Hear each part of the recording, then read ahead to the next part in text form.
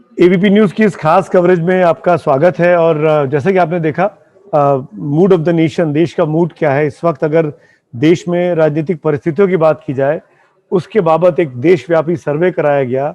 उसी सर्वे करने वाली संस्था सी वोटर के फाउंडर यशवंत देशमुख हमारे साथ जुड़े हुए हैं। यशवंत, बहुत बहुत शुक्रिया वक्त निकालने के लिए, जुड़ने के लिए।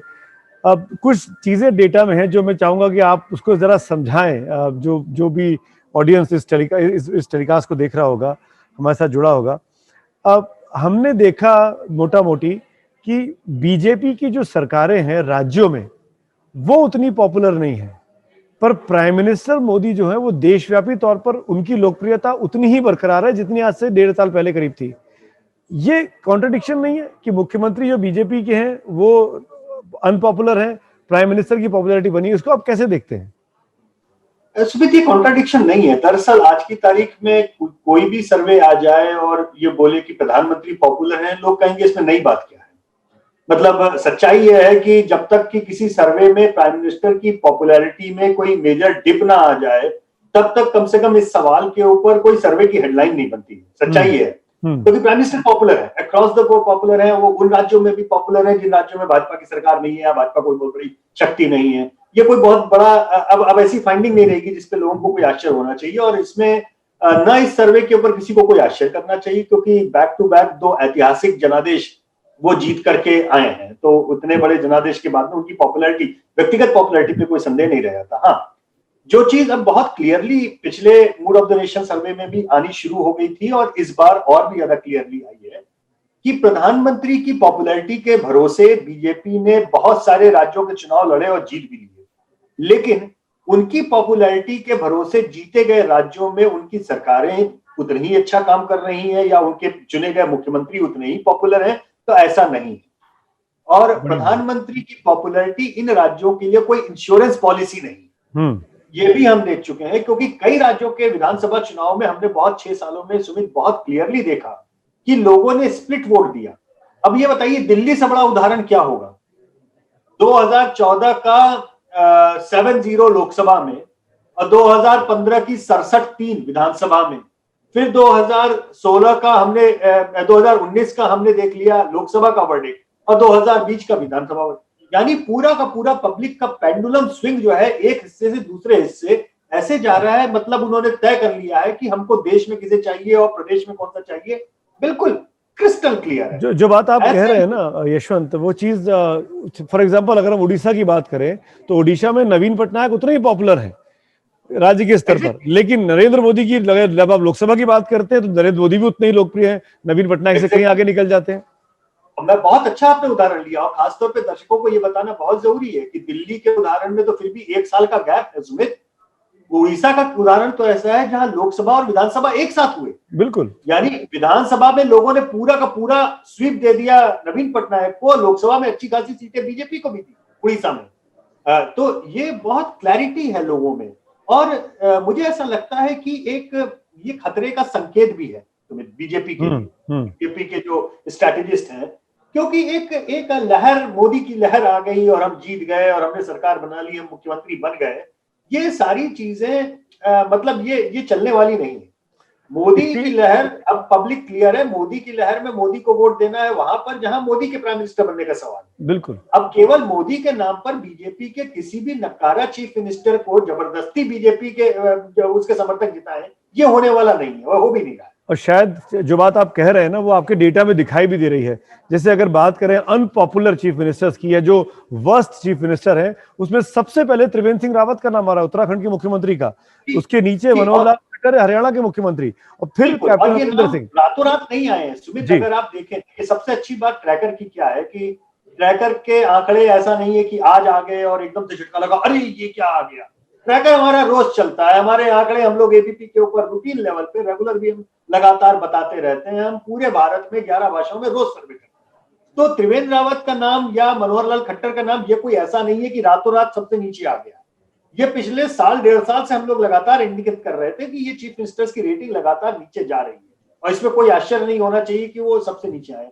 हेडलाइन तो दरअसल समझने वाली ये है, चौंकाने वाली ये है सुमित की अगर आप टॉप 10 की लिस्ट देखिए तो आपको पता लगता है कि टॉप 10 में 7 मुख्यमंत्री ऐसे हैं जो एनडीए या बीजेपी के नहीं है। बिल्कुल। और अगर आप बॉटम 10 देखिए तो उसमें 7 ऐसे हैं जो बीजेपी के हैं। बिल्कुल। यानी भारत के सर्वोत्तम मुख्यमंत्रियों में 10 में से 7 अपोजिशन के हैं और भारत के सबसे खराब मुख्यमंत्रियों में 10 में से 7 बीजेपी के हैं। तो ये भी नहीं है कि ये कोई एक राज्य का हो गया ऐसा, कि उड़ीसा कुछ हो गया और उत्तराखंड कुछ ऐसा नहीं है। मुझे लगता है कि एक बहुत क्लियर कट पैटर्न उभर के आ रहा है और वो पैटर्न ये है कि प्रधानमंत्री मोदी की पॉपुलैरिटी के भरोसे बीजेपी ने जितने राज्य जीते हैं उन राज्यों में उनको बहुत मेहनत करने की जरूरत है, क्योंकि उनके मुख्यमंत्रियों की हालत अच्छी नहीं है। आप ये देखिए कि सबसे ज्यादा लोकप्रिय बीजेपी का मुख्यमंत्री कौन निकल के आया है? मध्य प्रदेश के मुख्यमंत्री शिवराज सिंह। और वो भी ऐसे हैं जो 15 साल से अपने शासन या अपने कार्य पद्धति के आधार पर पॉपुलर है मामा। तो कहीं ना कहीं पे डिस्कनेक्ट है इन पॉपुलैरिटीज का, सरकारों के कामकाज का। और पब्लिक लगातार ये संदेश दे रही है कि अगर आप काम नहीं करेंगे तो केवल मोदी के नाम पर हम आपको वोट नहीं देंगे। ये बात मुझे लगता है कि पब्लिक कई बार कह चुकी है और ये बात अब समझ में आनी बहुत जरूरी है। बीजेपी के मुख्यमंत्रियों को, उनके चुने हुए एमपीज को, उनके एमएलएस को ये बात समझ में आनी बहुत जरूरी है। और ये यहाँ पर ये बात भी शायद हमको अंडरलाइन करनी चाहिए, जैसे उत्तराखंड की क्योंकि मैंने नाम लिया कि त्रिवेंद्र सिंह रावत बस चीफ मिनिस्टर बन रहे हैं आपकी लिस्ट में, लेकिन उत्तराखंड के लोग नरेंद्र मोदी को सबसे अधिक पसंद कर रहे हैं प्राइम मिनिस्टर के तौर पर। बिल्कुल, वहां पे सबसे ज्यादा नरेंद्र मोदी की अभी भी पॉपुलैरिटी है। इसका मतलब क्या है? उत्तराखंड अगला दिल्ली बनने जा रहा है, ऐसा लग रहा है। मतलब लोग विधानसभा और लोकसभा को लेकर के बहुत क्लियर है कि हम लोकसभा में जहां देना होगा देंगे, लेकिन हम अगर मिस गवर्नेंस है स्टेट लेवल पे। यहाँ पे एक बात मैं और आपको बोलना चाहूंगा जी। मुझे लगता है कि हालांकि उसके ऊपर हम बहुत ज्यादा डिटेल में नहीं गए, लेकिन ऐसी कई सारी जगहों पे मैंने ये भी देखा कि मसलन उत्तराखंड में आम आदमी के पार्टी के दिल्ली के नेता गए उत्तराखंड प्रचार करने के लिए। लोग भले ही मजाक उड़ाए कि इनका यहाँ पे क्या लेना देना है, लेकिन दरअसल कई बार ऐसा होता है सुमित कि जब लोग सत्ता पक्ष से नाराज हो और अपोजिशन से भी नाराज हो, मतलब राहुल गांधी जी की रेटिंग भी उत्तराखंड में बहुत खराब है, बहुत खराब। कांग्रेस का सौभाग्य केवल यह है कि वहां पे हरीश रावत जैसा नेता उनके पास में है जो वैक्यूम भरने वाला है। अदरवाइज जब लोग सत्ता और अपोजिशन दोनों से नाराज होते हैं तो एकदम से तीसरे अल्टरनेटिव की ओर भी भागते हैं। तो इसलिए आम आदमी पार्टी की एक्टिविटीज को भी आप गंभीरता से देखिए, इसको आप हल्के में मत लीजिए। मेरा अपना मानना है जी। यशवंत, इसको आप कैसे देखते हैं कि बीजेपी के शासित राज्यों में अगर आप कंपैरिजन करें बीजेपी के उस राज्य के मुख्यमंत्री का और नरेंद्र मोदी का, तो हर राज्य में जितने बीजेपी शासित राज्य हैं, हर राज्य में नरेंद्र मोदी ज्यादा पॉपुलर है स्थानीय मुख्यमंत्री से। पर यूपी एक ऐसा राज्य है जहां पे योगी जो है वो ज्यादा पॉपुलर दिखाई दे रहे हैं प्राइम मिनिस्टर से। इसको आप कैसे इंटरप्रेट करें? आपने अच्छा सवाल किया। देखिए, नेट रेटिंग जो होती है, हम जब सवाल पूछते हैं सुमित, तो इसमें सवाल ये होता है कि आप प्रधानमंत्री या मुख्यमंत्री के कार्यकाल से आप कितना खुश हैं, बहुत खुश हैं, थोड़ा बहुत खुश है, बिल्कुल खुश नहीं है। तो नेट रेटिंग निकालते समय बहुत खुश और थोड़ा खुश को जोड़ा जाता है और उसमें से घटाया जाता है जो लोग कह रहे हैं बिल्कुल खुश नहीं इस वाले को। उस लिहाज से आप देखेंगे तो आप पाएंगे कि योगी स्लाइटली आगे है उनकी इंडिविजुअल योगी मोदी से, लेकिन आप केवल वो आंकड़ा देखें कि हम बहुत ज्यादा खुश हैं तो वो तकरीबन 46% मोदी का है और 45% योगी का।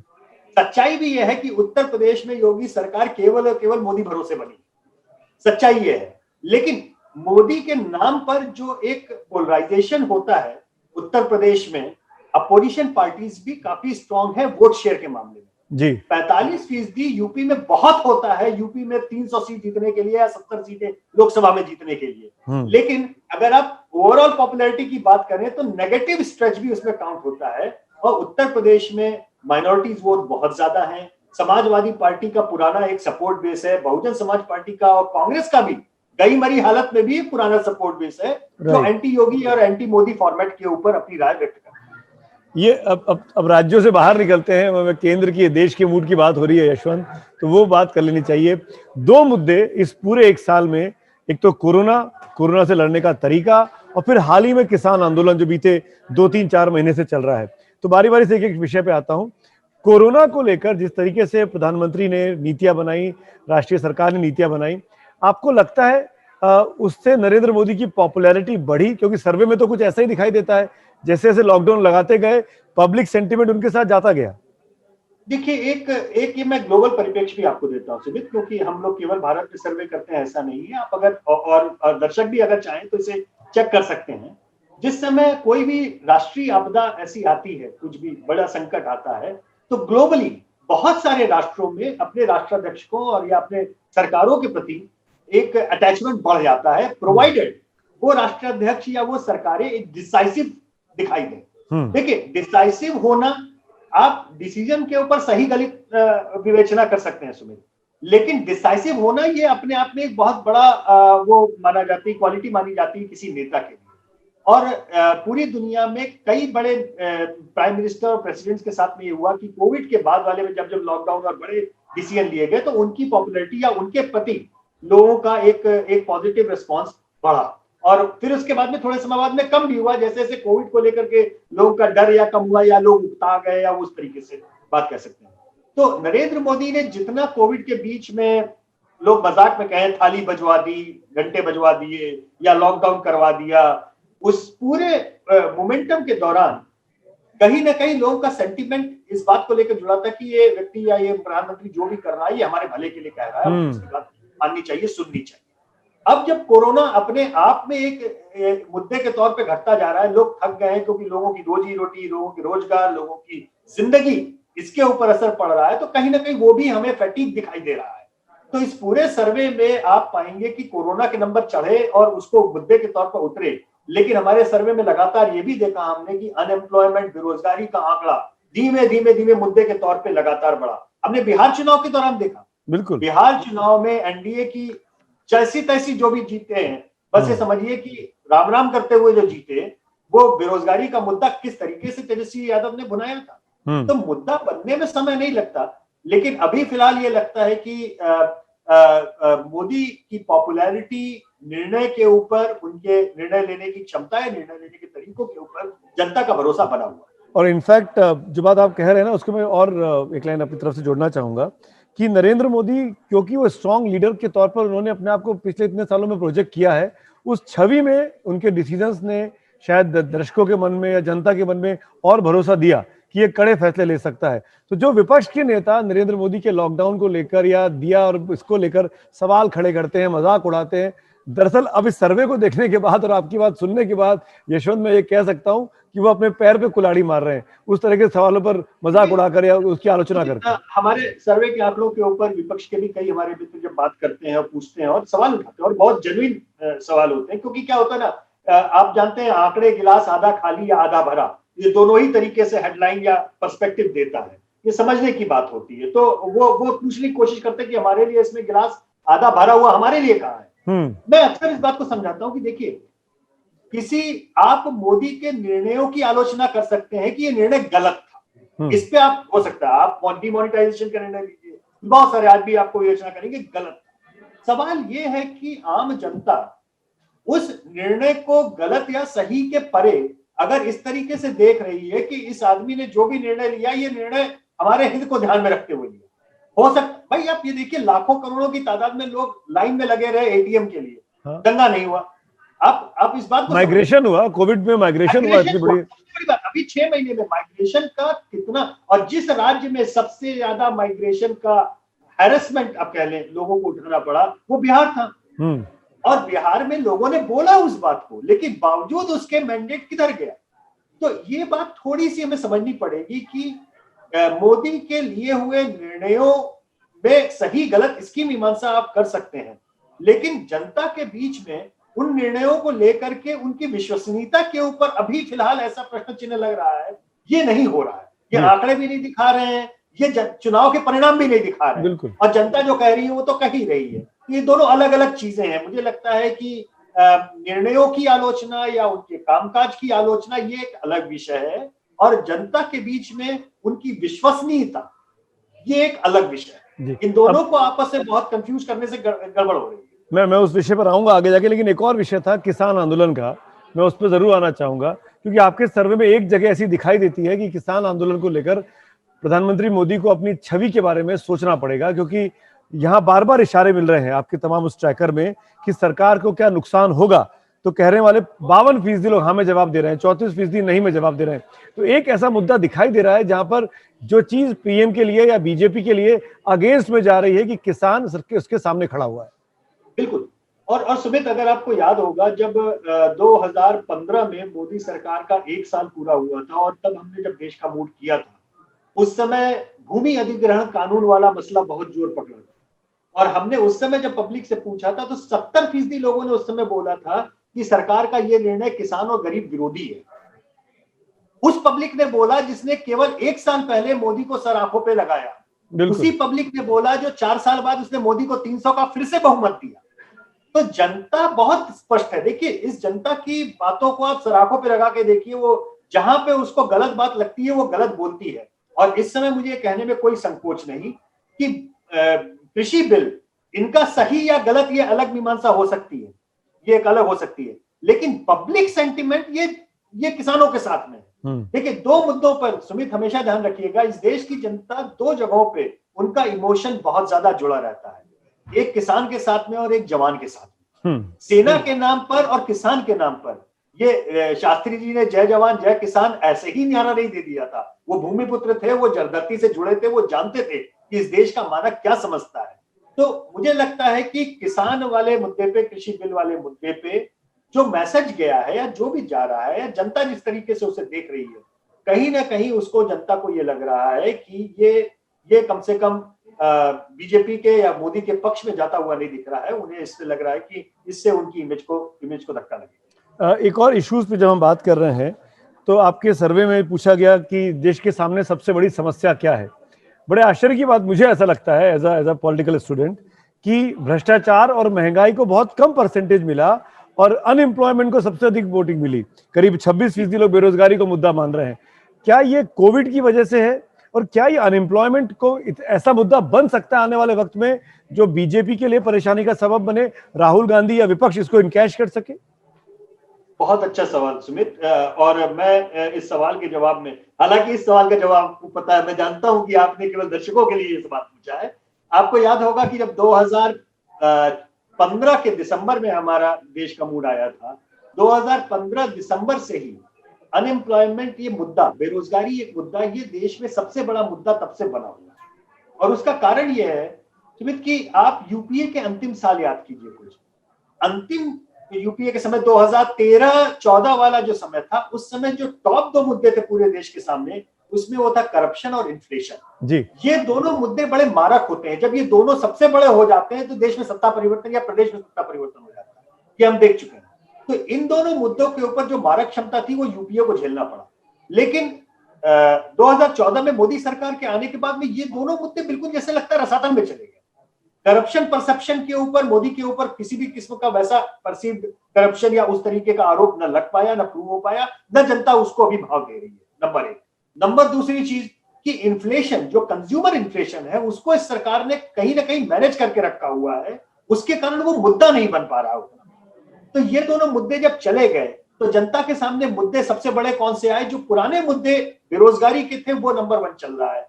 उसके अलावा स्थानीय डेवलपमेंट के मुद्दे ये हावी हो रहे हैं। और स्थानीय डेवलपमेंट के मुद्दे जब जब हावी होते हैं सुमित, उसका ठीकरा केवल एक या 2 व्यक्ति पे फूटता है। एक तो जो स्थानीय एमएलए और दूसरा स्थानीय एमपी। इसलिए किसी भी पार्टी के वो हो, बड़ी तादाद में स्थानीय एमएलए या एमपीज के खिलाफ मैंडेट आने शुरू हो गए हैं या और भी ज्यादा आने की संभावना है, क्योंकि लोग इन 2 मुद्दे को नीचे ले रहे हैं। बेरोजगारी का मुद्दा ऊपर है। अभी पैनिक सेट होना नहीं शुरू हुआ है, लेकिन एक निराशा जरूर झलकने लगी है सुमित, जो मुझे लगता है कि अगर इस सर्वे में आप कहेंगे कि मेरे लिए हेडलाइन क्या है, तो मेरे लिए हेडलाइन सुमित यह है कि मैं इंडिया को कंटेक्चुअल सोसाइटी सब लोग मानते हैं, यानी आशावाद यहाँ पे जरूरत से ज्यादा हमेशा दिखा। इतने 25 साल के अपने सर्वे के अनुभव में बता रहा हूं, कितनी भी बुरी दुर्गति हो, हमेशा कल हमारा बेहतर होगा, इसको लेकर के एक हमेशा ऑप्टिमिज्म हाई रहता है। लेकिन इस पिछले 1 साल के आंकड़ों में पहली बार 25 साल के अपने कैरियर में मुझे ऐसा लगा कि थोड़ी निराशा हावी हो रही। जब हम ये सवाल पूछते हैं कि आपने जो मुद्दा बोला, जैसे मैंने सुमित अवस्थी को मैं इंटरव्यू कर रहा हूं, और सुमित जी आपके हिसाब से देश के सामने और आपके सामने सबसे बड़ा मुद्दा या समस्या कौन सी है? और फिर मैं अगला सवाल करता हूं, आपके हिसाब से इस समस्या का समाधान कौन कर सकता कौन कर सकता है, मेरा भी है? तो ये पहले कभी यूपीए आता था, फिर एनडीए आता था, अलग अलग पार्टी का नाम आता था। ये पहली बार हो रहा है सुमित कि बड़ी तादाद में लोगों ने ये कहना शुरू कर दिया कि इस समस्या का कोई समाधान नहीं कर दिख रहा है सर्वे में। ये पेसिमिज्म दिख रहा है। मुझे लगता है कि ये बहुत खतरनाक संकेत है लोगों का। ये हो सकता है कि ये कोरोना के कारण हो सकता है, क्योंकि ये अभूतपूर्व है। हमारे आपके जीवन में कब ऐसा हुआ कि हम लोग को इस तरीके से घर बैठना पड़ा हो, सारा काम धंधा ठप हो गया हो? या अभूतपूर्व है, मानता हूं, लेकिन ये पेसिमिज्म धीमे धीमे धीमे करके बढ़ा है और अब हिस्टोरिक हाई की ओर जा रहा है। और ये खतरे का संकेत है। मैं अपनी ओर से मानता हूं कि ये हर किसी सरकार, चाहे वो राज्य हो, लोकल हो, केंद्र हो, सारे पॉलिसी मेकर्स को थोड़ा सा सोचना चाहिए कि जनता के बीच में पेसिमिज्म का आना ये अच्छा संकेत नहीं। हाँ बिल्कुल, और इसी सवाल के जवाब में जनता ये कह रही है कि दूर कौन कर सकता है, तो एनडीए ऊपर है यूपीए से, पर ज्यादातर लोग ये कह रहे हैं कि मतलब किसी से उम्मीद नहीं है, ना इनसे उम्मीद है ना उनसे उम्मीद है। दिक्कत वहां पे आपने बिल्कुल ठीक से इसको इंटरप्रेट किया यशवंत। और एक और सवाल भी सुमित, अगर आपको ध्यान होगा, जो लोग पूछते हैं कि जब आपका पिछला एक साल आपका कैसा था, उसमें बड़ी तादाद में डिटीरियोरेट वाला नंबर पहली बार बढ़ा। लोगों ने बोला कि पिछला एक साल बहुत खराब गया। और हम अगला सवाल जब उसमें पूछते हैं कि आपकी उम्मीद के हिसाब से अगला एक साल आपका कैसा जाएगा, उसमें कितना भी खराब हो, लोग हमेशा बोलते थे कि नहीं, हमें उम्मीद है अगला साल अच्छा हो। ये भी पहली बार हो रहा है कि जब हम देख रहे हैं बहुतायत में लोग कह रहे हैं पता नहीं, ये नहीं कह रहे कि खराब जाएगा। अभी तक ये कहना शुरू नहीं किया कि खराब जाएगा, लेकिन बहुमत ये कहने लगा है अगले एक साल का हमें पता नहीं कि कैसे। बिल्कुल, एक्चुअली ये पूरा कोविड ऐसा वक्त है ना, ये पैंडेमिक, हम सबने कभी देखा नहीं, सुना नहीं, सोचा नहीं, किसी को नहीं पता है कि अगले साल, अगले वक्त में, अगले मिनट में क्या, अगले पल में क्या होने वाला है। यही चीज को लेकर अगर मैं आगे बढ़ूं, और हम जब अपने सर्वे में आते हैं और जब ये पूछते हैं कि अगर आज चुनाव हो जाए, जब अपना स्नैप पोल है, तो क्या स्थिति आने वाली है, तो लगभग स्थिति वही दिखाई दे रही है जो 2019 के वक्त में थी, मई में। नरेंद्र मोदी वही है, यूपीए वही है, राहुल गांधी वही है। बड़ी तादाद में लोग विनेबिलिटी में तो अभी एनडीए को ही देख रहे हैं, और उसका कारण बहुत साफ है सुमित, कि टीना फैक्टर एक अजीब ढंग का बन गया है। अजीब ढंग का मैं इसलिए कह रहा हूं कि एक स्लगिशनेस उसमें यह आ गई है कि मोदी की पॉपुलैरिटी जो है वो है, लेकिन अपोजिशन लीडर के तौर पर राहुल गांधी की पॉपुलैरिटी भी नहीं बढ़ पाई, या उस वैक्यूम को वो नहीं भर पा रहे। राज्यों के लेवल पे है, राज्यों में अलग अलग जो मुख्यमंत्री विपक्ष के हैं, वो हमने देखा, अभी उड़ीसा का नाम लिया, या हम टॉप 10 में से 7 मुख्यमंत्रियों के अपोजिशन के नाम ले रहे हैं, तो वो अपनी जगह पे वो वैक्यूम भर रहे हैं। लेकिन केंद्र का नेतृत्व जहां तक सवाल आता है, तो एक अदद विकल्प का अभाव तो दिखाई दे रहा है। और जब विकल्प का अभाव होता है तो जनता सामान्यतः, वो देखिए 2009 का चुनाव याद कीजिए सुमित, जब एलके अडवाणी जैसे व्यक्ति में जनता ने विकल्प का अभाव देखा, तो मनमोहन सिंह जैसे नेता को भी रिपीट कर दिया। जनता स्टेटस को जब सामने बहुत अच्छा विकल्प नहीं दिखता है, तो जो चल रहा है उसको चलते रहने दो वाले अंदाज में भी वोट देती है। तो 2009 में अगर वो आप मैंडेट दे सकते थे, एलके अडवाणी जैसे नेता के आगे मनमोहन सिंह को चुन लेना, इसलिए केवल क्योंकि उनको वो विकल्प सही नहीं लगा, उनको लगा कि नहीं, ये अल्टरनेटिव नहीं है। ठीक, अभी जो गैप है वो बहुत बड़ा है। मुझे ऐसा लगता है कि ये मोदी की प्रोएक्टिव लीडरशिप का एक हिस्सा है, दूसरा जो सामने टीना फैक्टर बन रहा है उसका हिस्सा है। तो ये डबल कॉम्बिनेशन जो है वो गैप ज्यादा बड़ा। तो क्या इसका मतलब ये है कि आने वाला वक्त भी विपक्ष में अगर एकता नहीं होती है, अगर ये बिखरा हुआ विपक्ष नरेंद्र मोदी के सामने आता है 2024 में, उदाहरण के लिए, हालांकि बहुत दूर है 2024 अभी, लेकिन तो उसका फायदा नरेंद्र मोदी को ही मिलेगा, उनके लिए तीसरा टर्म भी आज की स्थिति में दिखाई दे रहा है। देखिए, अगर आज चुनाव हो गए लोकसभा के, तो मुझे कहने में कोई खतरा नहीं, और कोई वो भी नहीं, हिचक भी नहीं है। लेकिन अब week is a long time in politics, हम सब जानते हैं। तो इसलिए ये सब कुछ 2024 तक ऐसा ही होगा, ये कहना अभी कठिन है। लेकिन जो फिलहाल आंकड़े हैं उसके हिसाब से तो मुझे मोदी के ऊपर कोई संकट वैसा दिखता नहीं, इलेक्टोरल किसी भी तरीके का, दूर दूर तक। और नए इक्वेशंस बने, और रियल पॉलिटिक्स जिसे हम कहते हैं सुमित, महाराष्ट्र का उदाहरण हम रियल पॉलिटिक्स में देख चुके थे। किसने सोचा था इससे पहले कि शिवसेना और कांग्रेस की मिलकर सरकार बनेगी? सही बात है। और ब्रूटल अरिथमेटिक है आप ये देखिए महाराष्ट्र में बीजेपी का वोट शेयर मुश्किल से 25 से 30% के बीच का है और सामने कांग्रेस, एनसीपी, शिवसेना का मिलाकर के वोट शेयर 50 से 55% बनता है।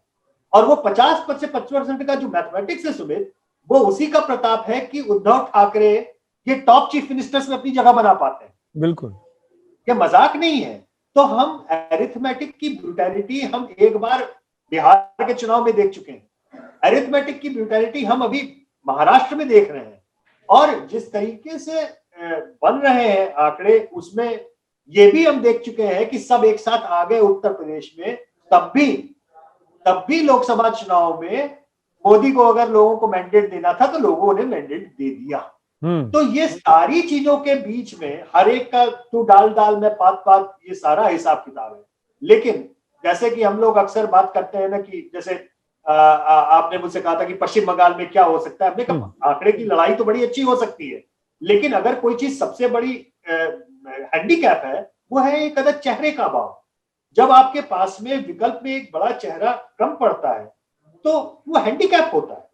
कहीं राज्यों में बीजेपी के लिए वो हैंडीकैप है, कहीं पर विपक्ष के लिए हैंडीकैप है, और फिलहाल केंद्र में विपक्ष के लिए वो हैंडीकैप शर्तिया है।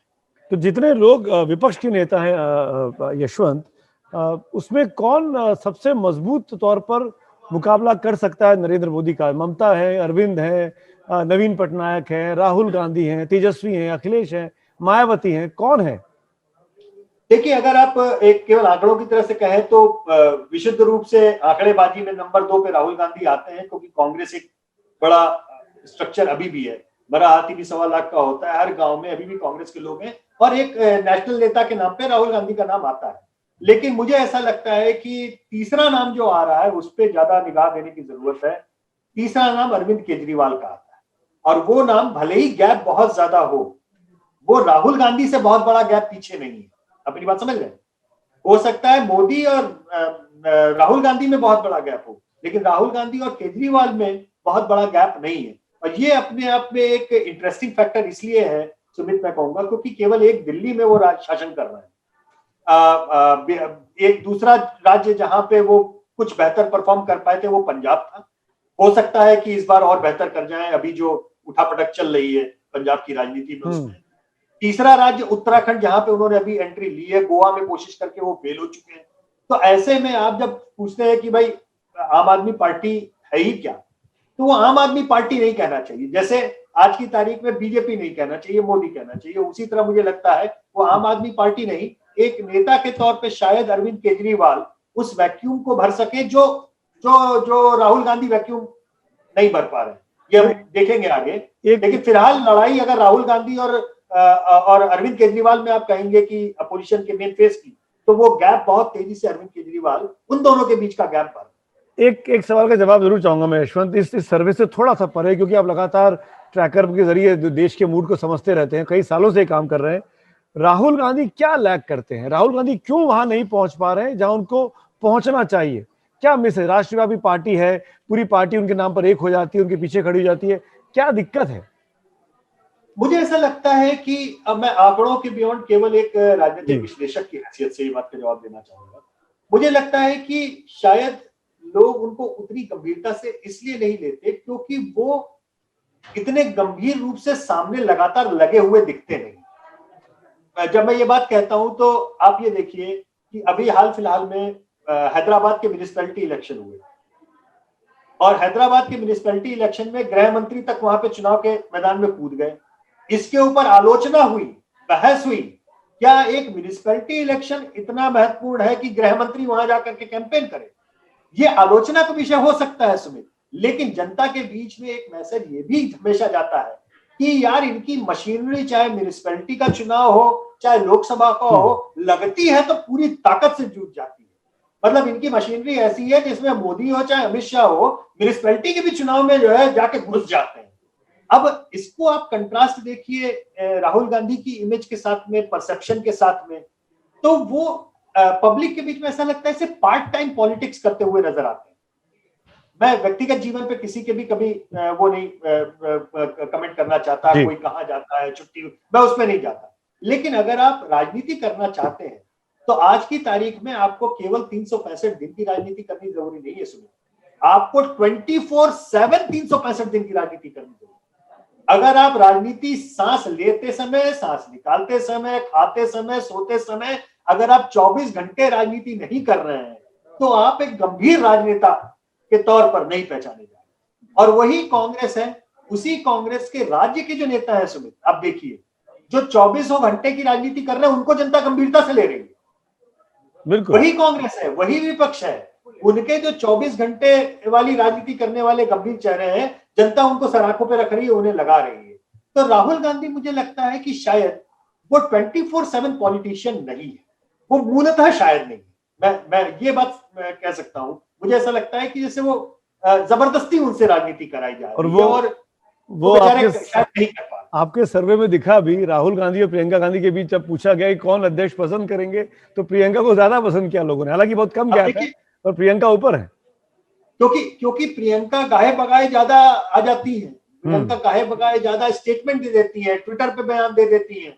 आप प्रियंका गांधी की बहुत ही ज्यादा रुकी हुई, मैं कहूंगा पॉलिटिक्स के बावजूद भी प्रियंका ज्यादा अवेलेबल या ज्यादा एक्टिव शायद दिखाई देती है। बिल्कुल, इसलिए आप जब दोनों को कंपेयर करने को बोलते हैं कि किसको अध्यक्ष बनना चाहिए तो न केवल बराबरी पे आती है बल्कि थोड़ा सा ऊपर ही निकल जाती है। बिल्कुल, तो ये जनता जो है ना सुमित, अपने देश के में मैं हमेशा अपने मित्रों को कहता हूं, किसी चीज पे भरोसा मत करो लेकिन कम से कम जनता के विवेक पे भरोसा जरूर करो। ये पब्लिक जो है इसकी एक कॉन्शियसनेस जो है, एक जो उसकी एक विजडम है, कलेक्टिव विजडम है, वो आपको बहुत बार बहुत ही सटीक तरीके से आपको इंडिकेशंस देती है कि क्या चीज आप में अच्छी है, क्या चीज नहीं अच्छी है, कहाँ आप चूक रहे हैं। अगर जनता से आप बात करके अगर जनता की बात को समझने लगे तो आपको एक अद्भुत नेता बनने से कोई नहीं रोक सकता। यशवंत, मैं जानता हूं समय की कमी, आखिर में आपसे केवल जानना चाहूंगा इस देश के मूड का आज का जो आकलन है दिन भर का निकल के, जो आप लगातार एक साल से कर रहे हैं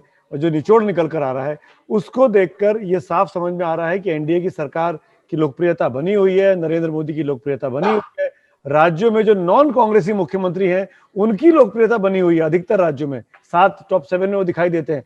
मेरा सवाल ये है कि अगर इसको 2 सेंटेंसेस में सम अप करना हो भविष्य के लिए कि क्या 2022 का जब देश का मूड होगा उसके लिए जो लोग पिछड़ गए हैं उनको क्या करना चाहिए, आपका अनुभव क्या कहता है? जो लोग पिछड़ गए हैं उन लोगों को सबसे पहले अपने काम के इवैल्यूएशन पे जाना चाहिए। खास तौर पे उनके जो एमपी और एमएलए जो हवा और लहर में जीत के आते हैं, जैसे मोदी के नाम पर बीजेपी के एमपी जीत के आए, उसी तरह से विपक्ष के चीफ मिनिस्टर्स के नाम पर उनके एमएलए भी जीत के आए। ज्यादातर एमएलए और एमपी, 2/3 से ज्यादा एमएलए, 2/3 से ज्यादा एमपी स्थिति ऐसी है सुमित कि आज खड़े हो जाए अकेले अपने नाम पे तो उनको कोई दोबारा पलट के वोट नहीं देगा। कहीं ना कहीं ये बिल्डिंग ब्लॉक है, आप ईंट जिसे ईंट कहते हैं, हर उसका नेतृत्व तो सीमेंट होता है ना, लेकिन ईंटें तो सारे इलेक्टेड रिप्रेजेंटेटिव्स की होती हैं। इस देश में उनके काम के इवैल्यूएशन का सर्वथा अभाव है, पार्टियों के लेवल पे भी, संस्थागत रूप में भी। हमको नहीं पता होता कि फलाने एमएलए कैसा काम कर रहे हैं, एमपी कैसा काम कर रहे हैं, जब तक कि 5 साल बाद चुनाव नहीं आता और वो हार नहीं जाते।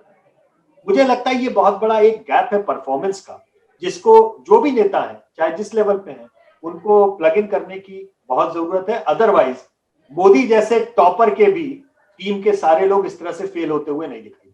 बिल्कुल यशवंत, इस शानदार विश्लेषण के लिए, एनालिसिस के लिए थैंक यू सो मच। आप लगातार जुड़े, बात की, अब मैं जानता हूं काफी लंबा, काफी गहन अध्ययन किया आपने और आपकी टीम ने। शुक्रिया एबीपी न्यूज की तरफ से आपको, थैंक यू सो मच।